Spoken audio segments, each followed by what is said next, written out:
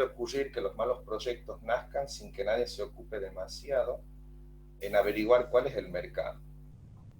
El proceso debe ser inverso, detectando un mercado y determinadas necesidades a satisfacer. Deberían buscarse solo entonces las soluciones técnicas apropiadas. La otra causa tiene que ver con la forma en que se da el conflicto de intereses que suele existir entre los proponentes de un proyecto y el resto de la sociedad. En otras palabras, las decisiones de inversión constituyen un problema muy importante y complicado, por el desconocimiento de algunos y los intereses de otros, que en largo plazo terminan por perjudicar incluso a aquellos que creían haber sido beneficiados. El rol de la evaluación de proyectos es, además de impedir la ejecución de aquellos que signifiquen despilfarro de recursos, posibilitar la selección de los más convenientes a través de ofrecer al individuo que debe tomar una decisión de los instrumentos de medición que permitan comparar distintas alternativas, entre ellas las de no hacer nada sobre bases racionalmente objetivas. B sería permitir a la sociedad en su conjunto discutir dentro de un marco racional temas que son fundamentales para su desarrollo.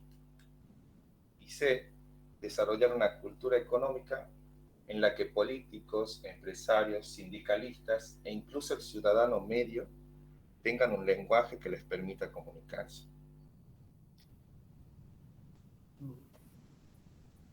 Bueno, las causas por las cuales los proyectos no son ejecutados son que suele ocurrir que los proyectos nacen sin que nadie se ocupe de averiguar cuál es el mercado.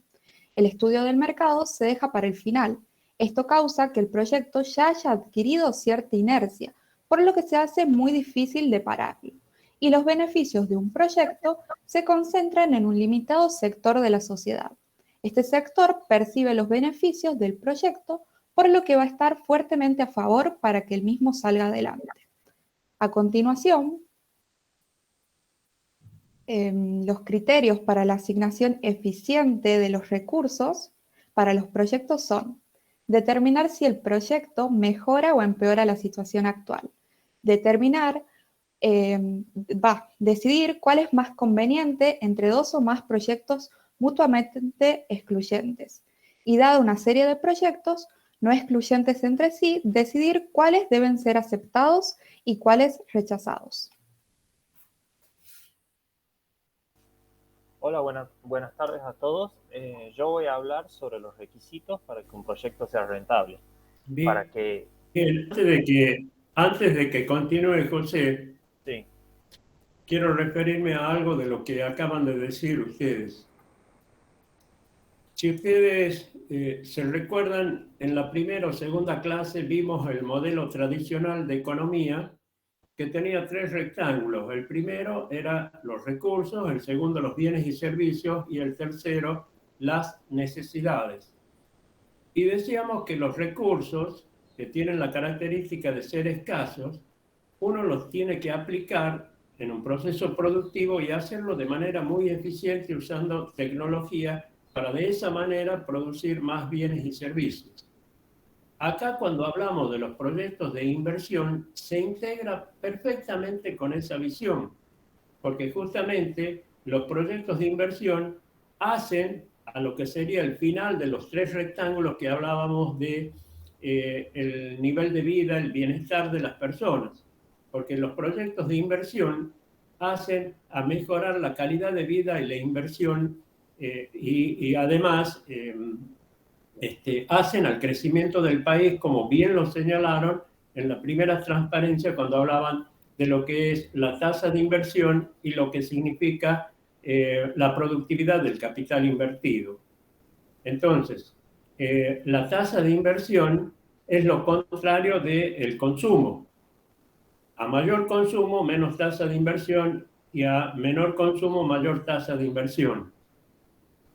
Piensen ustedes, la gente de antes, sus abuelos, mis abuelos o tal vez bisabuelos de ustedes ya, porque son más jóvenes que yo, era gente que se sacrificaba, vivía un presente bien restringido para que las futuras generaciones, nosotros, vivamos mejor que ellos. Es decir, sacrificaban el consumo actual con miras a mejorar la situación en el futuro. Bueno, esto es lo que plantea justamente la tasa de inversión. Si yo sacrifico el consumo actual e invierto, esa inversión va a mejorar el futuro de las generaciones que vienen. O sea, eso significa que vamos a tener un país en serio para los años que vienen. No hacer lo que estamos haciendo ahora, que por ejemplo se ha aumentado el déficit fiscal en 190.000 millones de pesos y se está repartiendo dinero a troche y moche. Eso se paga, porque ya lo hemos visto también en la parte de dinero con el tema de la inflación, y cómo día a día va disminuyendo el poder de compra, el valor real de nuestro dinero. Pero vamos a lo fundamental de esto. Los recursos son escasos, como nos ocurre en la vida real a nosotros. Por lo tanto, hay que cuidarlos y administrarlos de la mejor manera posible. Y en los proyectos de inversión ocurre lo mismo. Tenemos escasos recursos, pero hay muchos proyectos que están dando vuelta, danzando acá.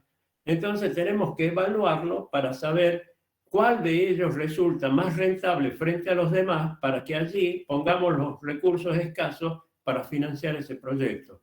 Porque si financiamos mal los proyectos, estamos despilfarrando los recursos, que sería más o menos como lo que hablábamos en la curva de frontera de posibilidades de producción, que estaríamos operando dentro de la curva, estaríamos incurriendo en lo que es capacidad ociosa, despilfarrando recursos que podemos utilizarlos de la mejor manera posible.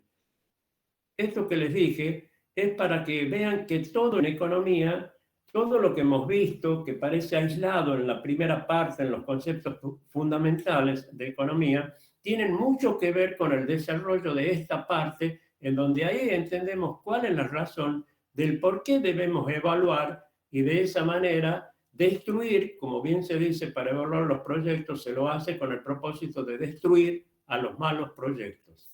Bien, José, ahora puedes continuar con los requisitos para que un proyecto sea rentable. Bien, gracias, profe. Bien, como decía, para que un proyecto sea rentable se tienen que cumplir los 3 requisitos de estos que están ahí en pantalla. Debe haber una elección adecuada, una ejecución dentro de lo presupuestado y una operación eficiente. Bien, el primer requisito, el de una elección adecuada, se refiere que a la hora de elegir un proyecto a emprender se deben cumplir 2 condiciones durante la etapa de la evaluación. La primera condición es que la evaluación del proyecto esté bien hecha desde el punto de vista técnico, o sea, que se trabaje con información sólida en cada uno de los módulos, ya sea el técnico, comercial, financiero, análisis del mercado, etc. O sea, que esos módulos estén bien realizados de tal manera que la información esté bien procesada y que no se cometan errores en algunos aspectos que la teoría ha avanzado bastante como para que se los haga de otras formas distintas, como por ejemplo no tener en cuenta la inflación en algún análisis. La segunda condición es que la evaluación del proyecto no sea distorsionada por los intereses que pueden tener los involucrados con el proyecto. Por ejemplo, un proveedor del proyecto no debería involucrarse en lo que sería el análisis del mercado, porque puede ser que el proyecto que sea muy malo, pero como al proveedor le interesa vender o sea, lo que él ofrece al proyecto, él va a hacer como sea que los números cierren para que les pueda vender. Y seguro, el proveedor está interesado, así claro, como la consultora que hizo el proyecto, en que el proyecto se lleve a cabo, porque como tienen sea. intereses puestos en el proyecto, porque a ellos les va a mejorar la vida. O sea, a ellos no les va a interesar que el proyecto no sea rentable, sino Claro. al contrario, van a presionar para que el proyecto se lleve a cabo. Claro, y las consultoras también quieren hacer que cierren como sea los números, cosa que a medida que avance el proyecto lo sigan contratando. Y bueno. Así es. Bien, el segundo requisito para que un proyecto sea rentable es la ejecución dentro de lo presupuestado. Una vez que ya tenemos definido el proyecto, comienza un periodo crítico que es el de llevarlo adelante. Es un periodo crítico porque es mucho lo que se puede perder y poco lo que se puede ganar. Si el proyecto está bien presupuestado, se puede ahorrar en costes e inclusive se puede adelantar el trabajo. Pero si el proyecto se empieza a demorar, lo que ocurre es que el capital que se ha invertido en él no produce el retorno que se esperaba. Otro problema puede ser que empieza a dilatarse, es que empieza a generar gastos que no estaban en lo presupuestado. Y si el proyecto avanza muy lento, prácticamente pareciera que está estancado, es muy probable que quede obsoleto, por ejemplo, por algún avance en la tecnología. Otro punto a considerar es que no es recomendable llevar a cabo simultáneamente más de un proyecto si no tenemos la capacidad financiera para llevar varios proyectos adelante. Si no, esto trae como resultado las consecuencias que anteriormente había nombrado, es decir, que los tiempos en que se iba a realizar el trabajo empieza a desfasarse, o sea que se atrasa según lo planeado en el presupuesto y empieza a generar costos, inclusive hasta puede llegar a quedar obsoleto. Y el tercer requisito para que un proyecto sea rentable es el de una operación eficiente. De los tres requisitos para que un proyecto sea rentable, este parece ser el menos crítico, porque claro, uno puede pensar, ya tengo una elección adecuada y está todo dentro de lo presupuestado, ¿qué podría salir mal? Pero de hecho muchas veces sale mal y, o sea, la operación es de muy mala calidad. Y esto hace que el proyecto pierda la capacidad que se suponía que iba a tener de un retorno positivo. En este punto hay dos caras de la moneda, por así decirlo. La primera es que si la operación es de mala calidad en el sector privado o si la operación es de mala calidad en el sector público. En el caso del sector privado, la compañía se ve afectada financieramente y esto hace que busquen rápidamente la solución al problema para que el proyecto dé buenos resultados. Otra opción puede ser que directamente decidan que no es viable, lo finalizan, o puede darse el caso que van a la quiebra. La otra cara de la moneda es cuando la operación es mala, es de mala calidad, digamos, en el sector público. Esto no es tan dramático, ya que si el proyecto da rentabilidades malas, es decir, produce pérdidas, quedan escondidas en las marañas de las cuentas oficiales. Además, casi todas las empresas estatales no publican sus balances, y si publican esos balances están hechos de tal manera que es difícil analizarlos, es decir, saber si hay pérdidas o no. Y cuando me refería a que las crisis financieras causadas por un mal proyecto en el sector público no son tan dramáticas como lo que sucede en el sector privado, es porque siempre encuentran un respaldo económico, porque básicamente el Estado, valga la redundancia, tiene el poder del Estado, y en nuestro país es muy común ver cómo se sigue financiando proyectos que no generan ningún retorno positivo y sin embargo siguen apostando por esos proyectos. Y ahí creo que va un poco a lo que decía el profe, cómo al fin y al cabo nos termina afectando a todos eso. Claro, con respecto al sector público y lo que decías vos de que dentro de la maraña de las grandes cuentas públicas se encuentra un proyecto o muchos que no son rentables. Pero lamentablemente eso es realidad pura y no se puede detectar en un balance, porque un balance, ya lo dijimos nosotros anteriormente, cuando vimos la parte de empresa, es un estado sintético. Es decir, va a figurar una cuenta, se llama el balance, en el caso del sector público, se llama la cuenta general del ejercicio, que sería el equivalente al balance general en la parte privada. Van a figurar una cuenta, por ejemplo, obras en ejecución, obras ejecutadas. Entonces, en las obras en ejecución va a figurar un monto gigante.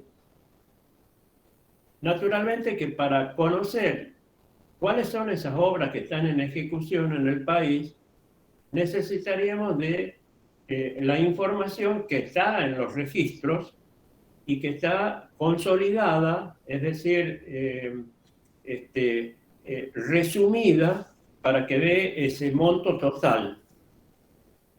Entonces, si queremos conocer cada obra, tendríamos cada obra y lo que está en ejecución. Y a partir de allí, tendríamos que colocar un analista de avance de obra para que empiece a ver cada una de las obras para ver si realmente se está ejecutando dentro de los presupuestados y ver todas las otras cuestiones si es que justamente está fuera de los presupuestados, conozcamos el por qué, a qué se debe para subsanarlo.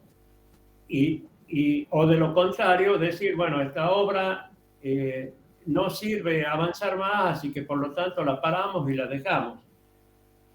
Pero sería tan imposible de hacerlo porque imagínense en el país cuántas obras en ejecución habrá.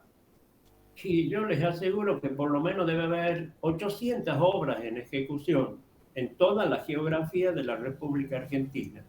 Y tal vez me quedo corto, porque desde un camino, desde una escuela, desde un puerto, desde una mejora, desde la construcción de viviendas, etc. Miren ahí la sumatoria de obras que hay y que es imposible hacer el seguimiento de ellas. Es decir, que por eso habla de la operación eficiente, que hay que poner un administrador de proyecto, un project management, que realmente se dedique, que sea eficiente y que la lleve a esas obras del sector público a un buen puerto. Porque si ponemos a una persona indolente que poco le importa el desarrollo de las obras, bueno, los resultados van a ser justamente todo lo contrario. Bien, José, puedes seguir. Bien, muchas gracias. Eso era todo por mi parte. Bien. Buenas tardes. Ahora vamos a hablar de los criterios para la evaluación de los proyectos de inversión. Los costos y beneficios de un proyecto ocurren en diferentes momentos a lo largo del tiempo. Es necesario darle una mayor ponderación a aquellos que ocurren primero en el tiempo y una menor a los que se producen más tarde. El proceso de ponderar los flujos de caja según el momento en que ocurren se denomina descuento, y la diferencia porcentual entre el valor de algo recibido o entregado hoy y el valor de la misma cosa dentro de un año es lo que se denomina tasa de descuento. La tasa de descuento nos permite evaluar diferentes flujos de caja y conocer si un proyecto es conveniente o no, y dadas varias alternativas, determinar cuáles las más favorables. Una de las alternativas es el valor presente neto. Es el método más conocido a la hora de evaluar proyectos de inversión a lo largo plazo. El valor presente neto, o VPN, nos permite determinar si una inversión cumple con el objetivo básico financiero, o sea, maximizar la inversión. También permite determinar si dicha inversión puede incrementar o reducir el valor de las pymes. Ese cambio en el valor estimado puede ser positivo, negativo o continuar igual. Si es positivo, significa que el valor de la firma tiene un incremento equivalente al monto del VPN. Si es negativo, quiere decir que la firma reduce su riqueza. Y si el resultado del VPN es cero, la empresa no modifica el monto de su valor. Puede considerarse también la interpretación del VPN en función de la creación de valor para la empresa. Si el VPN es mayor a cero, el proyecto crea valor. Si es menor a cero, el proyecto destruye valor. Y si el VPN es igual a cero, el proyecto no crea ni destruye el valor. La fórmula para calcular el VPN es la siguiente, la que estamos viendo en la diapositiva, donde F sub J representa los flujos de caja en cada periodo N. N es el número de periodos considerados, F sub 0 es el valor del desembolso inicial de la conversación y K es el tipo de interés. Otra alternativa es la tasa interna de retorno. La tasa interna de retorno es definida como la tasa de descuento que hace que el valor presente neto de una inversión dada sea igual a cero. La gran ventaja del uso de la TIR reside en el hecho de que puede calcularse utilizando solamente la información proveniente del proyecto. Y una gran desventaja que tiene la TIR es que existen proyectos para los cuales no es posible encontrar una única tasa de retorno.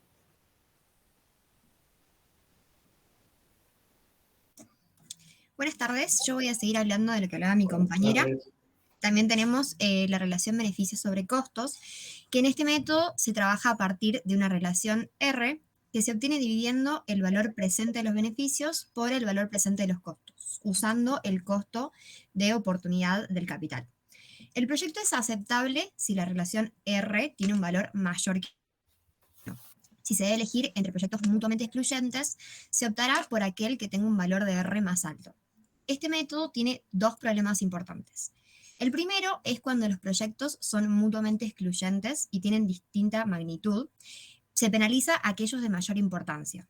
El segundo es la relación beneficios sobre costos de un proyecto depende de la forma en que los costos son definidos en el momento de armar el flujo de caja. Por último está el periodo de repago, que es un método muy simple, pero a la vez muy popular. Puede llevar a conclusiones totalmente erróneas también, especialmente en las inversiones a largo plazo. Se mide el número de años necesarios para que los beneficios netos no descontados repaguen la inversión. Este número es comparado luego con un estándar fijado arbitrariamente que indica la cantidad máxima de años que se considera aceptable.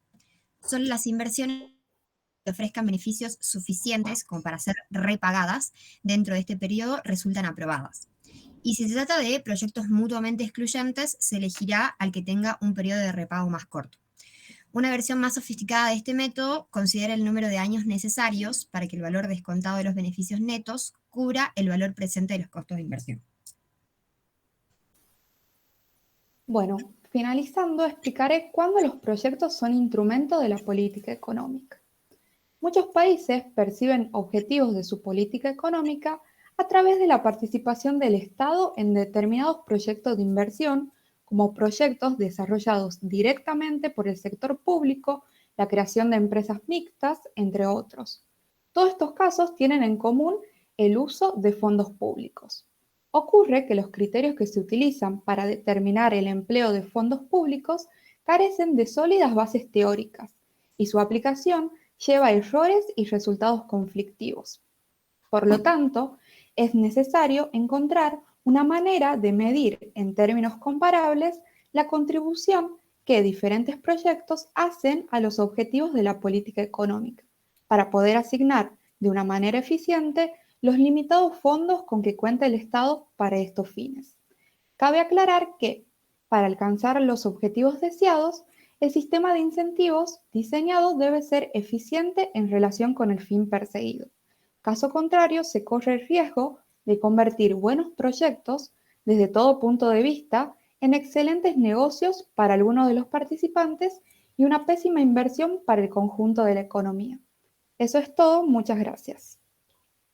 Bien. Pasemos al otro grupo, por favor.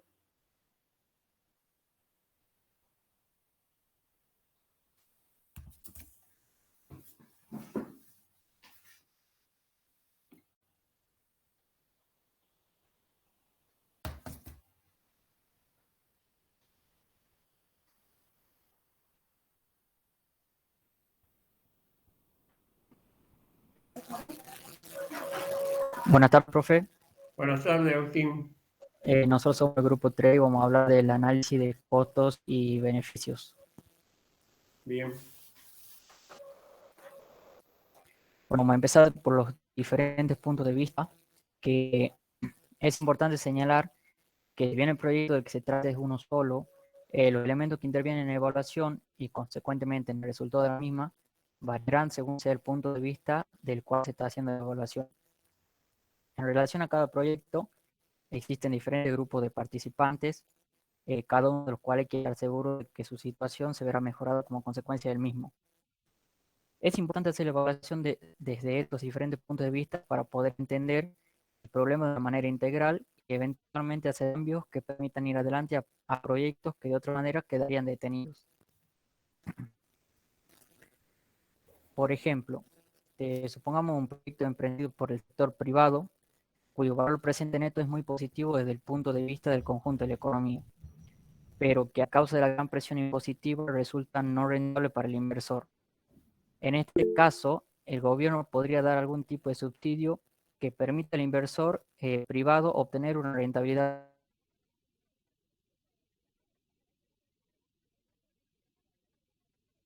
proyecto que es rentable para el inversor a causa del alto nivel de subsidio que percibe y que como consecuencia de ello no es conveniente desde el punto de vista de toda la economía. Significa una señal de alarma para dicho inversor, que debe tener en cuenta que su emprendimiento, aunque es rentable, está sujeto a un riesgo político importante debido a un posible cambio en la regla de juego. Esto para el gobierno significa que el proyecto no es conveniente. Entonces, es necesario que un proyecto antes de ser acometido sea evaluado desde diferentes perspectivas. Las más importantes son las que se van a analizar a continuación. Puede pasar la diapositiva. Ahí está. La primera sería el punto de vista del banquero, que para la entidad que va a financiar un proyecto, la información relevante es la capacidad del mismo para hacer frente al pago del capital y de los servicios, los intereses derivados del préstamo. Consecuentemente, en la construcción del cash flow, no se incluyen estos efectos, el ingreso de fondos provenientes de los préstamos ni los egresos originados por el pago de capital e intereses. El cash flow obtenido deberá compararse con las necesidades financieras emergentes de la cancelación de los préstamos con la finalidad de observar si los fondos generados por el proyecto son suficientes para que el banquero pueda cobrar sus préstamos con más intereses respectivos y si la cadencia de vencimientos es adecuada en relación al momento en que el proyecto empieza a generar fondos. Dicho de otra manera, puede ocurrir que el proyecto sea excelente, pero que demore varios años a empezar a producir un superávit financiero. Otra acotación importante es que desde el punto de vista del banquero interesan estrictamente los ingresos y egresos propios del proyecto, o sea que no se toman en cuenta los costos de oportunidad.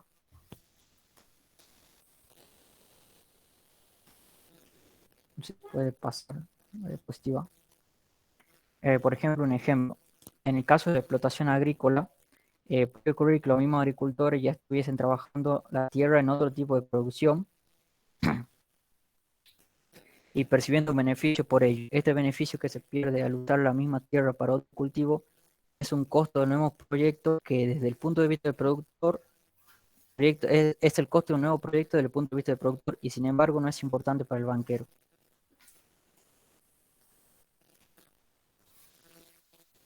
Desde el punto de vista del dueño, el dueño del proyecto se va a interesar solamente en el cuadro de ingresos y egresos previstos, que determinará si él estará mejor luego del proyecto o antes del mismo. Como consecuencia de lo anterior, ¿cómo? ¿Qué antes del mismo? No, O sea, antes de antes del mismo. claro, sería antes del mismo que se hace referencia al proyecto. Claro. Sí. Bueno, como consecuencia de lo anterior, deberían agregarse al cash flow construido para análisis del banquero los ingresos y egresos derivados del esquema de financiamiento. Además de esto, el dueño va a querer saber cómo se compara el proyecto con lo que estaría ganando si no lo hiciera. En consecuencia, el cash flow relevante para él es la diferencia en su posición de caja proyecto y sin él. Esto incluye el costo de oportunidad. Por último, la estabilidad de sus ingresos a través del tiempo será un factor muy importante en la decisión de entrar en un proyecto por parte del dueño. Por más que los beneficios en largo plazo superen ampliamente los costos, quien va a emprender un proyecto va a querer evitar ver interrumpidos sus ingresos durante el periodo necesario para que la nueva inversión esté en condiciones de generar fondos, a menos que cuente con algún tipo de préstamo o subsidio para cubrir este bache financiero. Desde el punto de vista de toda la economía, cuando el gobierno desea evaluar un proyecto, debe tener en cuenta el impacto que el mismo tiene sobre el país en su conjunto. Para ello, deben agregarse al respectivo cash flow todos los beneficios externos al proyecto y restar todos sus costos económicos externos. Estas externalidades se producen por la existencia de subsidios, impuestos u otro tipo de intervenciones que generan ingresos y o costos adicionales. Además, distorsionan los precios del mercado haciendo que los mismos no reflejen el verdadero valor de los bienes involucrados en el proyecto que tienen para la economía. Cuando el financiamiento se produce dentro del país, deben ser considerados para evaluar la posición de liquidez del proyecto pero nunca determina si el mismo es o no conveniente para la economía en su conjunto. El punto de vista de la repartición pública que emprenderá el proyecto. Esto es el equivalente a lo que sería el punto de vista del dueño aplicado a proyectos del sector público.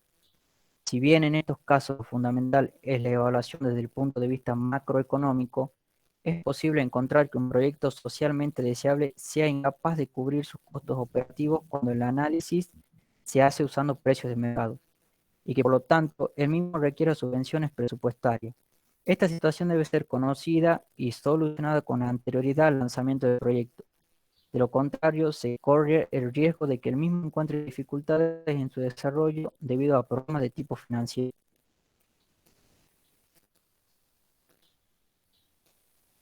Ahora continúa mi compañero. Bien, ¿se me escucha? Sí, ¿Se me escucha bien? perfecto. Bien.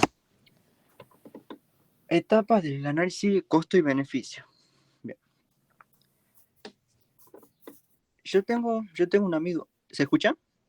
Sí, Bien, yo tengo un amigo que se llama Agustín. Él va a la facultad, viaja a Catamarca, está siempre ocupado. Su recurso más importante es el tiempo. Y como ya vimos en la primera parte de la materia, los recursos son limitados.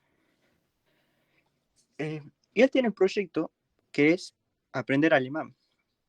Aprender alemán, el cual va a requerir de que gaste su recurso tiempo.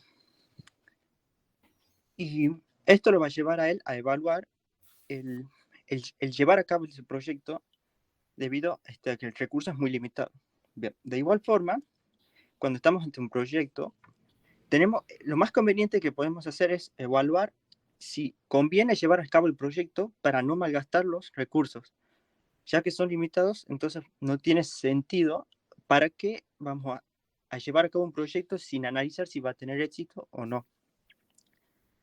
Entonces, esta evaluación se lleva a cabo por etapas. Son una serie de etapas que se van, que en cada etapa se va adquiriendo conocimiento y vamos viendo si conviene pasar a la siguiente etapa de forma que, de forma que justifiquemos el costo para ver si conviene seguir o no con el proyecto. En cada etapa el análisis será más detallado, eso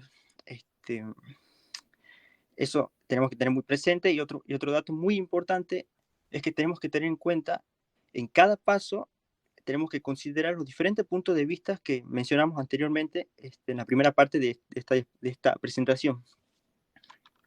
Bien.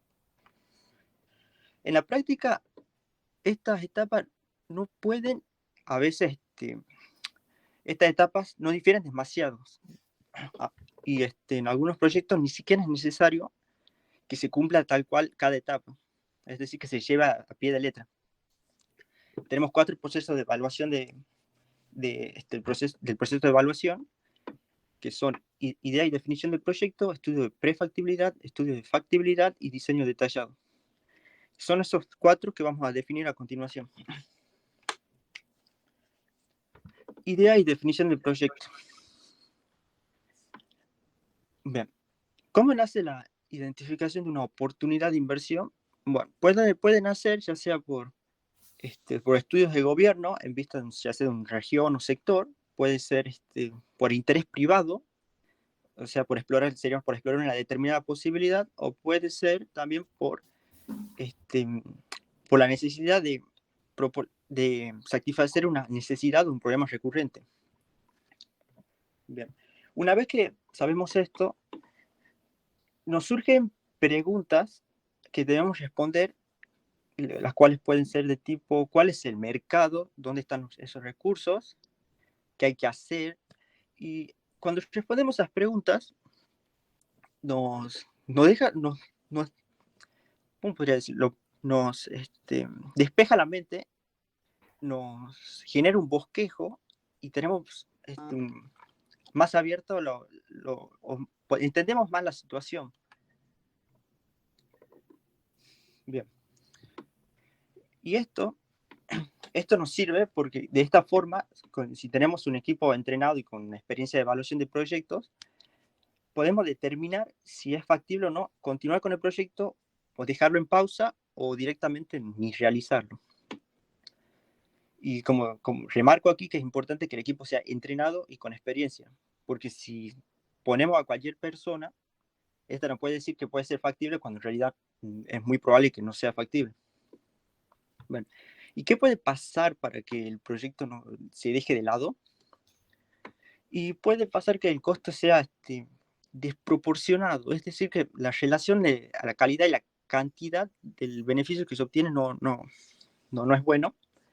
Puede ser también que la necesidad que está satisfaciendo no está en las prioridades del gobierno, del propio país. Y puede ser también que que haya indicios muy débiles en relación de la demanda que el producido del proyecto puede tener. Y todo esto nos puede llevar a que el proyecto o sea dejado de lado o bien se cancele directamente y ni se lleve a cabo. Bien, esto en cuanto a la idea del proyecto, que sería el primer paso. Aquí lo que estás haciendo, Augusto, es justamente hacer la formulación de un proyecto. Es decir, todo nace de una idea. Esa idea puede ser fruto de un estudio que hizo el gobierno, supongamos, sobre que allá en Salta o Jujuy hay una gran extensión como para explotar una mina de litio. Entonces vos ves esa oportunidad y armas un proyecto. También puede ser de que te das cuenta que hay una necesidad insatisfecha acá dentro del mercado tucumano, por ejemplo, de producir una nueva gaseosa que compita con las otras, y aprovechas esa situación y comenzas a armar el proyecto partiendo de la idea. Por eso te pregunta, te formulas todas esas preguntas: ¿dónde están las fuentes de recursos? Si hay mano de obra que vas a emplear en el proyecto, si hay ayuda por parte del gobierno, etcétera, etcétera, para que vos puedas estructurar ese proyecto y armarlo. Eso es lo que te quiere decir en esta parte de lo que es la idea y definición del proyecto, que sería algo muy parecido a lo que sería el estudio preliminar en la parte de los sistemas. O sea que acá, muy a vuelo de pájaro, empezás a ver si esa idea que está flotando como un globo allá arriba la podemos traer acá con los pies bien puestos en la tierra para poder entrar a desmenuzarla, para poder continuar con los análisis que vienen, que vos bien lo pusiste en los pasos, el estudio de prefactibilidad, el de factibilidad y lo que viene por detrás. Bien, continúa nomás, por favor. Bueno, ahora vamos con el estudio de prefactibilidad, que lo dice mi compañero. Hola, profesor, ¿me escuchan? Sí te escucho, Marcelo. Bien, el estudio de prefactibilidad es el propósito de lograr una primera aproximación con datos más o menos aproximados para decidir si se justifica un trabajo de diseño más detallado en el proyecto, básicamente, que es común en esta etapa el uso de una información de segunda mano que era producida por algún tercero que había estudiado ya el proyecto o el problema que se esté planteando, así pueda cubrir como datos más necesarios y pueda dar un poco más de tiempo y esfuerzo en el aspecto comercial que vendría haciendo iniciar una investigación primaria. Para probar la conveniencia del proyecto, se puede alterar la información de costos y beneficios si siga siendo atractivo y rentable el proyecto con una buena solidez de indicios. Bien, es decir, que ahí estás estudiando varios escenarios para eso, es alterar la información de costos y beneficios para ver si el proyecto, en esos diferentes escenarios positivos o negativos, el proyecto sigue sustentable. Claro, si es factible, digamos, de realizarse. Básicamente se hace como un análisis anteriormente para saber si es factible o se descarta el proyecto porque no cumple con las expectativas, básicamente. ¿Puedes pasar a la diapositiva, por favor? De ahí se desglosa en la parte de mercado, que son proyectos comerciales en un punto volátil de la Ahí evolución está del lo que proyecto. hace un momento, creo, una de tus compañeras decía, o compañeros, de la importancia que tiene analizar el mercado, porque justamente hay muchos proyectos que se mueren o que se llevan a cabo y que al no haberse hecho un estudio de mercado en profundidad, fracasan. O sea que esta es la parte medular del mercado. Claro, porque quizás tiene una buena idea y el proyecto está hecho, pero no hay un mercado para ese proyecto todavía, no habría a quién producirlo o venderle, digamos. Así es.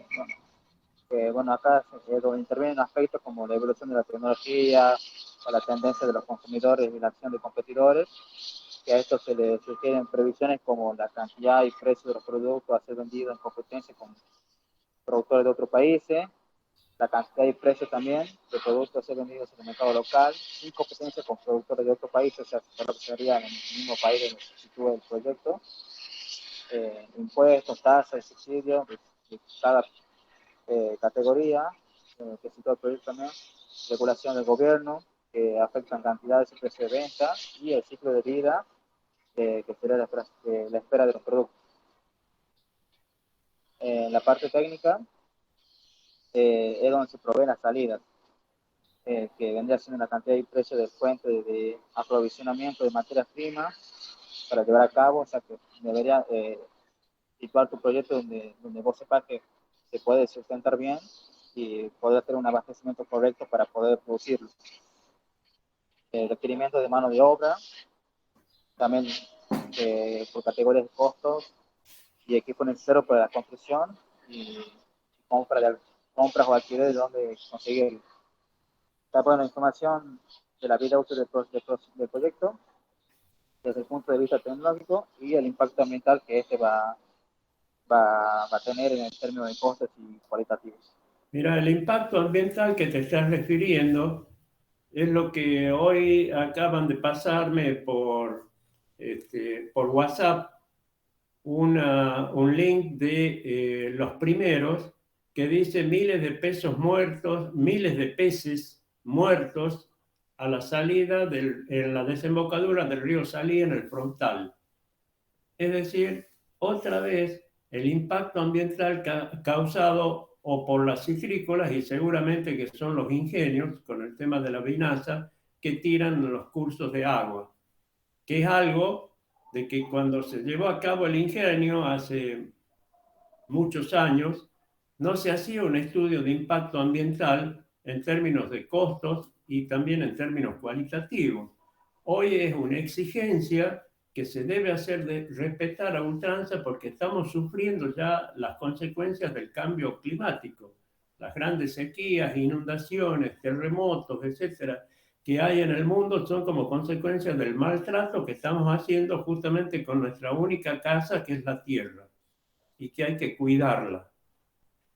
Con respecto al mercado y con relación a los diferentes puntos de vista que hace un momento hablábamos del banquero, que sería el banco, del propietario, de la repartición pública y de toda la economía, eso me recuerda un viejo cuento que antes se comentaba, que tal vez lo conocen, de que una empresa que estaba en expansión descubren una isla y resuelve mandar a uno de sus gerentes para ver qué negocio se puede hacer en esa isla.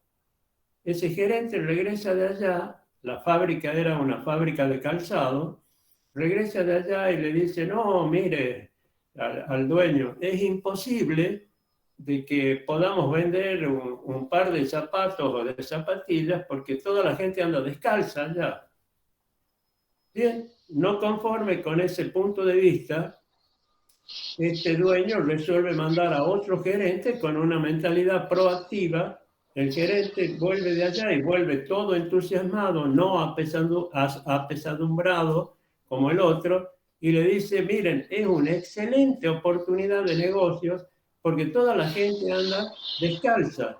Entonces, si nosotros podemos instalarnos y hacer que esa gente compre nuestros productos, es un negocio fenomenal.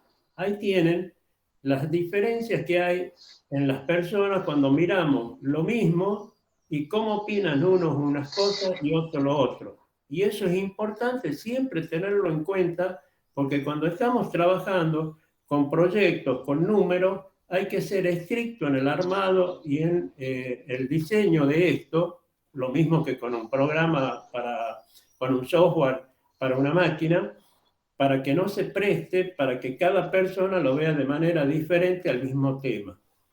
Bien, sigamos nomás. Bueno, eso concluirá con mi parte y pasar a mi compañera hasta lo que es. Bien. Bueno, mano de obra y soporte administrativo. Este módulo debe reconciliar los requerimientos técnicos y administrativos del proyecto con la mano de obra disponible. Si esta reconciliación no puede ser hecha, el módulo técnico debe ser revisado para adaptarlo a las posibilidades del mercado laboral, sea en calidad o en cantidad de mano de obra. Si esto último no es posible, entonces el proyecto no debe ser emprendido.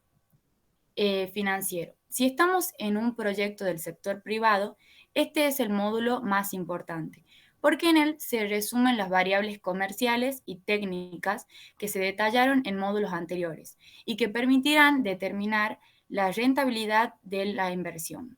Si es un proyecto del sector público, este módulo permitirá ver si la repartición a cargo del mismo generará los fondos necesarios para operarlo sin ayuda financiera de otros sectores del gobierno. Bueno, el económico. En este módulo, el trabajo consistirá básicamente en reconvertir el cash flow obtenido en el módulo financiero, perdón, usando para ello precios que reflejen el verdadero valor que tienen para la economía los insumos y productos, excluyendo los ingresos y o egresos que solo signifiquen meras transferencias de recursos. Cash flow sería flujo de caja.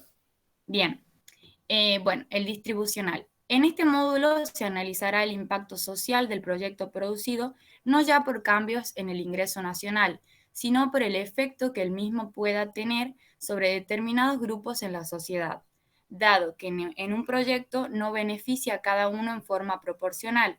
El gobierno puede alcanzar objetivos socialmente deseables, aun cuando la rentabilidad del proyecto no sea especialmente alta.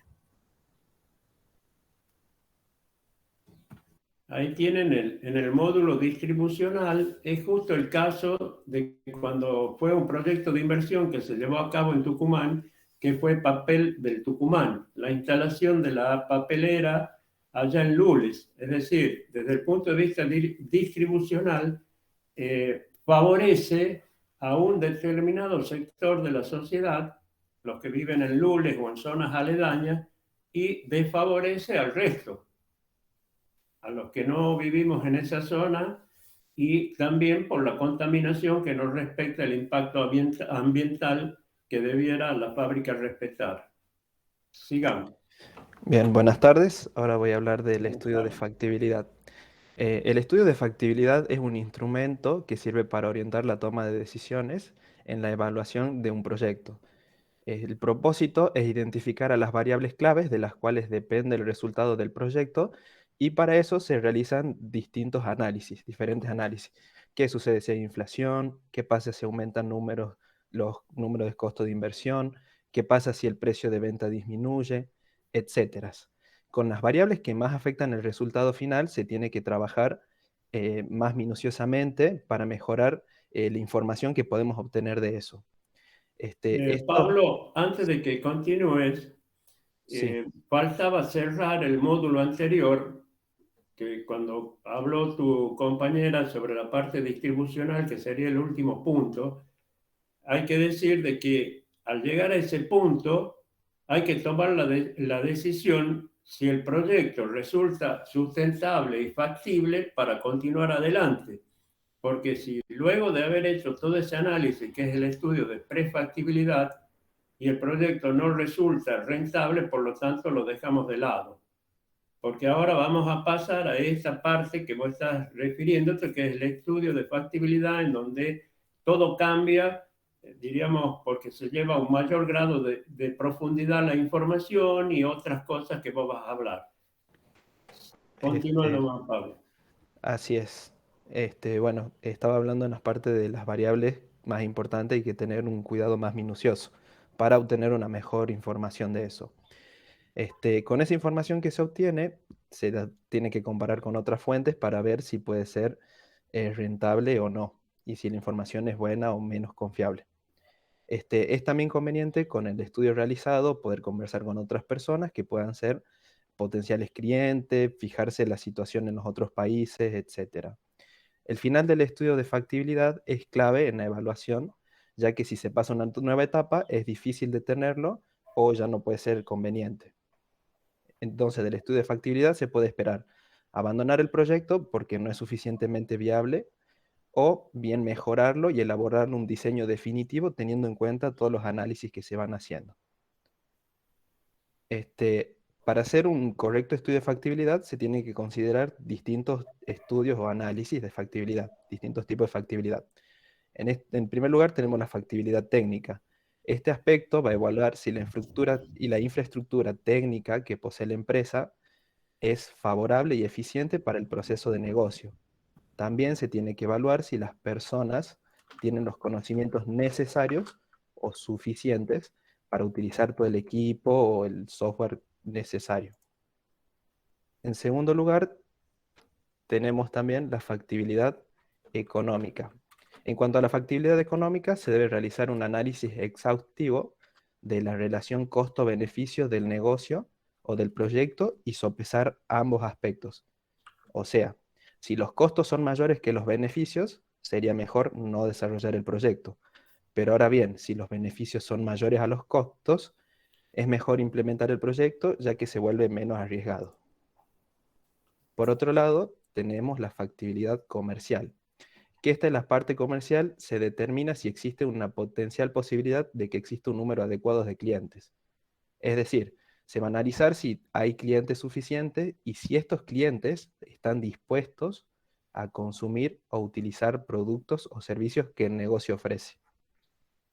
Y ahora va a continuar mi compañero Gustavo hablando de los diferentes tipos. Después tenemos la factibilidad política y legal. En esta parte se verifica si el tipo de negocio o de proyecto por desarrollar no atenta o incumple alguna ley o norma de carácter municipal, estatal o mundial. De lo contrario, esto no se va a poder implementar porque estará en contra de las disposiciones legales y por lo tanto no resulta viable. Tenemos también la factibilidad del tiempo, que permite conocer si el tiempo que se tiene planificado para llevar a cabo el proyecto coincide con el tiempo real que se necesita para poder implementarlo. La factibilidad operativa, que es también llamada factibilidad humana, se refiere a que debe haber personal capacitado para llevar a cabo el proyecto. A su vez, deben existir usuarios finales dispuestos a emplear los productos o servicios generados por el proyecto o sistema desarrollado. Acá se debe evaluar si cuentan con los requisitos necesarios para llevar a buen término el proyecto. Al momento de desarrollar un proyecto o negocio, se tiene que implementar un sistema. En cualquier nuevo sistema se debe considerar lo siguiente. Si no es muy complicado para los trabajadores que lo van a operar, también se tiene que tener en cuenta de observar si los trabajadores se resisten a usarlo por miedo o por cualquier razón. También analizar si el personal se puede adaptar a los cambios, sobre todo si el cambio se produce de forma muy rápida, y evaluar si no se puede volver obsoleto de forma muy rápida y buscar planes de contingencia.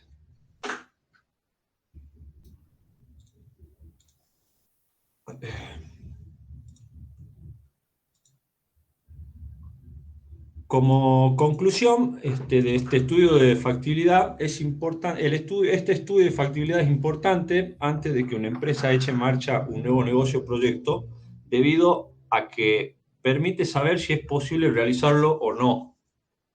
Adicionalmente, permite saber qué dificultades se pueden presentar y cómo se puede superar. Finalmente, permite visualizar las condiciones ideales para realizarlo con éxito. Y por último, tenemos lo que es el diseño detallado, que en esta etapa, que es la más extensa, ya que toda la información existente se debe llevar a un grado de exactitud tal que permita hacer un programa de operaciones que cubra lo que ocurrirá desde ese momento hasta que el proyecto se encuentre funcionando. Se referirá a aspectos técnicos, administrativos, financieros y comerciales. Al final, se deberá procesar la información existente para verificar si el proyecto sigue siendo conveniente. Si los resultados demuestran lo contrario, el proyecto debe ser abandonado, aún con los inconvenientes políticos que implica.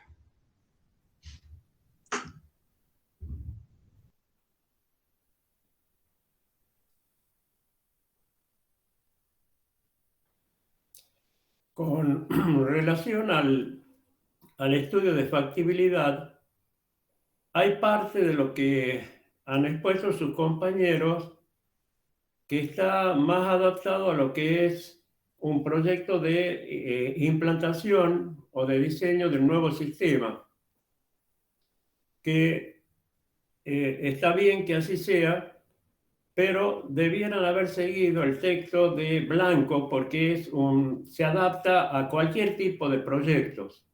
En el estudio de factibilidad, en donde él puntualiza una serie de cuestiones más que la que abordaron, como lo que ustedes lo plantearon desde el punto de vista comercial y hablaron de negocio, que es algo que no está dentro de la bibliografía de Blanco. Hay que tener cuidado con eso, porque tendría que haberlo presentado primero a lo general y luego haber hecho un paralelo con relación a lo que sería estrictamente en un proyecto de sistema la aplicación de lo que estamos viendo. Bien, con eso hemos finalizado.